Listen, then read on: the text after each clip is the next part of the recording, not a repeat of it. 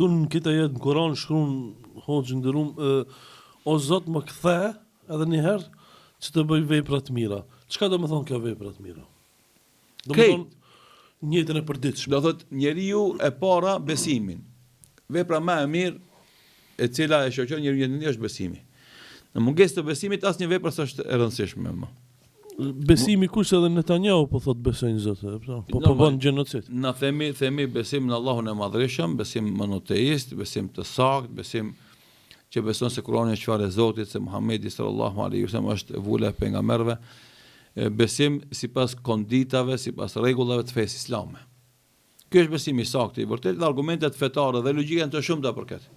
Sepse në momentin që ai thotë unë besoj edhe bën gjenocid, do të bota i thotë ti po rren, se po edhe do të hebrejt vet, hebrejt që nuk janë sionista. Edhe ata po i thonë ti po rren, po të ishte besimtar i vërtet edhe pasues i sinqert i Teuratit, i Torës, ti nuk do vrishë gradë e fëmijë. Edhe krishterët po i thonë, që bëjnë protesta në mban botës, ti po rren, nuk je besimtar, sikurse të kishe qenë besimtar, s'kishe vrarë krishterë dhe musliman në Palestinë. Se dhe krishterë po vrasin, jo vetëm musliman. Edhe i thëna themi, edhe muslimanëve tonë i themi, ti sa dush më thonë unë jam musliman, ose jam besimtar, nëse nuk i zbaton rregullat e Islamit, çka ke nga Islami ti? Nëse nuk e fal namazin. Do thonë, nëse të mungon besimi, të mungon namazi, të mungon rregullat e përditshme të Islamit në jetën tonë, me llaf na ketë më bë musliman. Me llaf na bëmi edhe miliardera, edhe sportistat më të mëdhenj, edhe artistat më të mëdhenj me llafe, edhe mjeshtrit më të mëdhenj. Ama puna është ajo që e vërteton llafin ton. Dhe andaj na themi ti mundesh me thonë vetes evlia, më i miri besimtar, mirë po punët e tua kallëzën se kush je ti.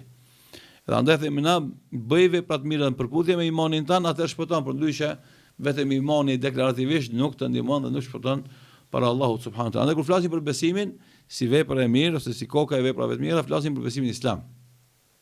Besimin monoteist islam, të cilin besim e promovon Kurani dhe suneti pejgamberit sallallahu alaihi wasallam. Pastaj domthon hin adhurimin ndaj Allahut xhelal, pastaj hin bamirësinë ndaj tjerëve.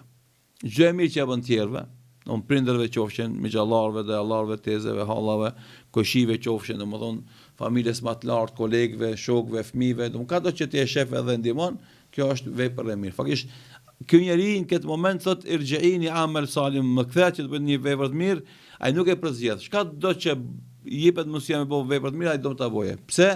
Se e din se shpërblimi për ato vepra të mira të Allahut kanë shumë i madh. E kjo është mendoj se meritore me potencu të gjithë ata që bëjnë vepra të mira, le të binden se shpërblimi që e merr prej Allahut është marramendës.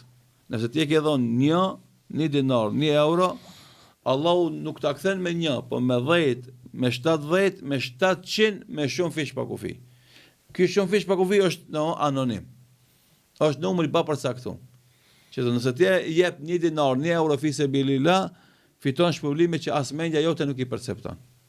Edhe andaj ne i themi njerëzve, sa jeni gjallë, mos u mashtroni me dynja. Punoni në dynja, gjithsesi jepeni hakun punës, angazhimit, sjellni ushqim në shtëpi, veshni fëmijët e juaj, shëtitni fëmijët e juaj, le të kenë kulm të mirë mbi kokë, le të kenë ushqim të mirë, këtë është në rregull kjo.